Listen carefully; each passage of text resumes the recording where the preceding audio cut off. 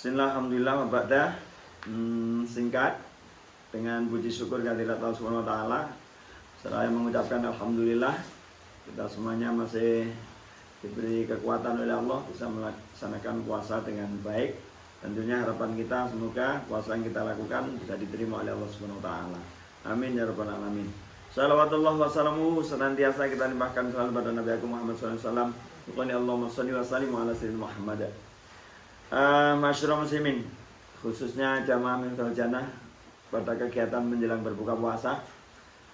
Pada sesi berikut ini adalah tentang eksistensi pemuda pada puasa. Ini sangat luar biasa bahwa puasa selain tarbiyah, mendidik dan menghantarkan manusia agar menjadi orang-orang yang muttaqin di sisi Allah. Sebagaimana firman Allah, ya ayyuhalladzina amanu kutiba alaikumussyam kama kutiba alal ladzina min qablikum la'allakum tattaqun. Semoga dengan media puasa ini kita bisa meraih ketakwaan kepada Allah Subhanahu wa taala secara utuh. Kemudian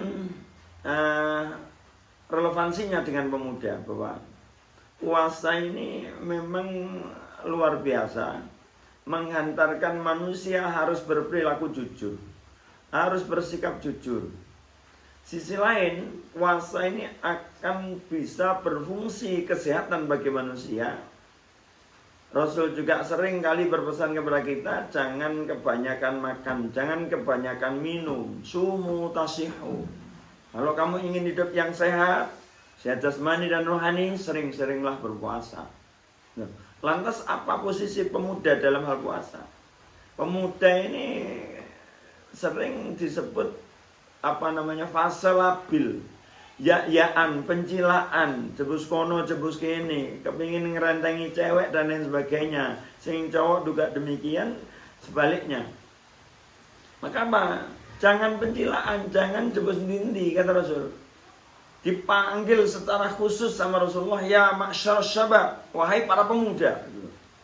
Ditantang sama Rasul, macam pacaran toh. Ditantang sama Rasul, ya ma'syar syabab, wahai para pemuda, man istata'a minkumul ba'at falyatazawwaj.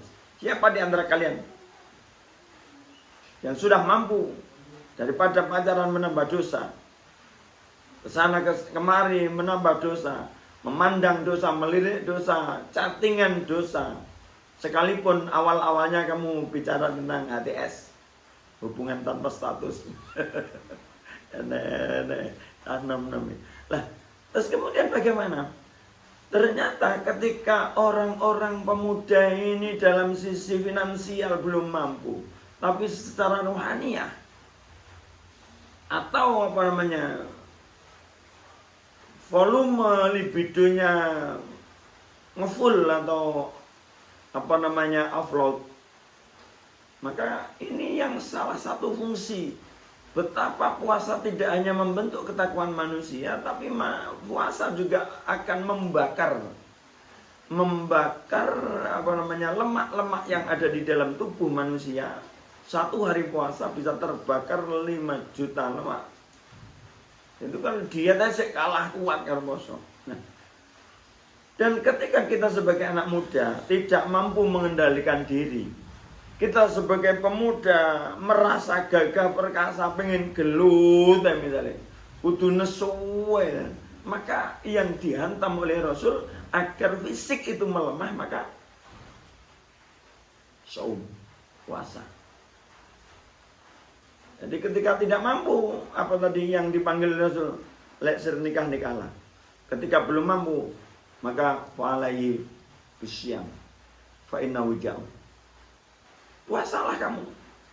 Karena dengan puasa itu kamu akan terkendali. Dengan puasa itu kamu akan menjadi orang yang bisa tawadhu. Ini dalam satu sisi kesehatan manusia. Dokter-dokter itu yang menangani pasien yang akan masuk ranah operasi. Operasi yang kategori berat itu mesti pasien harus puasa dulu. Sehingga akan pelaksanaan operasi di kandung asut supaya lancar. Ini dari sisi kesehatan. Dari sisi kejujuran, pemuda yang notabene syubhanul yaum rijalul ghad. Pemuda hari ini adalah pemimpin yang akan datang.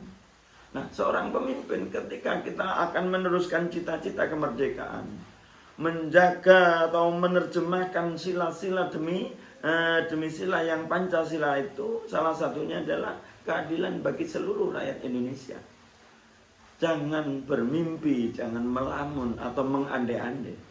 Seorang pemimpin akan membawa keadilan bagi seluruh rakyat Indonesia akan hanya mustahil, hanya isapan jempol kalau tidak dimodali dengan kejujuran para pemimpin itu sendiri. Nah, kejujuran ini dibangun sejak dini. Para muda ini dilatih untuk puasa. Dari mana unsur puasa ini? Puasa itu sekalipun lapar dan dahaga, tapi cah nom-nom wis ngerti sing batalne poso salah satunya adalah masuknya makanan atau minuman walaupun sedikit dengan disengaja. Oleh karena itu sekalipun di rumah ibu-ibunya mama-mama wis masak wis selesai kemudian ditaruh di meja, mamanya kemudian melanjutkan tadarus, barangkali sudah tidak ada siapapun, pomone ngentit apa jenenge tempe goreng apa tahu goreng situ kewenang kamar timplok lambene diusapi, ini kan selesai sebetulnya. Tapi ini tidak dilakukan. Kenapa? Karena dia yakin betul sekecil apapun makanan atau sedikit pun minuman yang secara sengaja dimasukkan lewat mulut, ini adalah membatalkan puasa. Ini yang dimaksudkan supaya anak-anak muda itu sudah kemudian bermental jujur. Sekalipun tidak ada yang mengetahui dari siapapun manusia, tapi pemuda sudah berkeyakinan Allah mengetahui apa yang kita lakukan. Allah melihat dimanapun kita berada. Sehingga kita akan tetap melakukan hal-hal yang tidak membatalkan puasa. Kita akan tetap menghindari dari hal-hal pantauan Allah yang tidak diperkenankan oleh Allah, akan terhindar dengan sendirinya. Maka sangat luar biasa Islam mendidik umatnya berperilaku jujur, berperilaku siddiq, karena pemimpin-pemimpin Rasul-Rasul Allah itu sifat yang pertama yang wajib ada pada Rasul adalah siddiq, jujur. Nah, kejujuran ini di era-era milenial ini perlu dilestarikan, perlu dikembangkan, perlu ditanamkan pada perilaku para pemuda sehingga sisi lain ilmu terus digenjot, ilmu terus dipacu supaya betul-betul terbebas dari kebodohan. Sisi lain keimanan dan ketakwaan yang memunculkan dia sebagai pribadi yang jujur, pribadi yang amanah, bisa dipercaya dengan apapun dan selalu benar apa yang dikatakan, sebenar-benarnya, seada-adanya. Maka itulah yang dimaksudkan dengan pentingnya melakukan atau belajar menunaikan puasa dengan sekuat-kuatnya.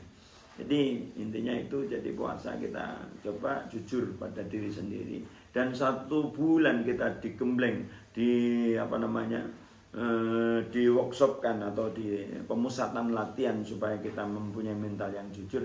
Semoga betul-betul ini menjadi satu mendarah mendaging bagi kita semuanya, terutama para muda, sampai kelak harapan bangsa untuk menjabat di posisi-posisi penting, posisi-posisi urgen sebagai pemimpin yang jujur dan berkeadilan. Itu yang saya sampaikan terkait dengan puasa dan pemuda. Semoga ada guna manfaatnya. Assalamualaikum warahmatullahi wabarakatuh.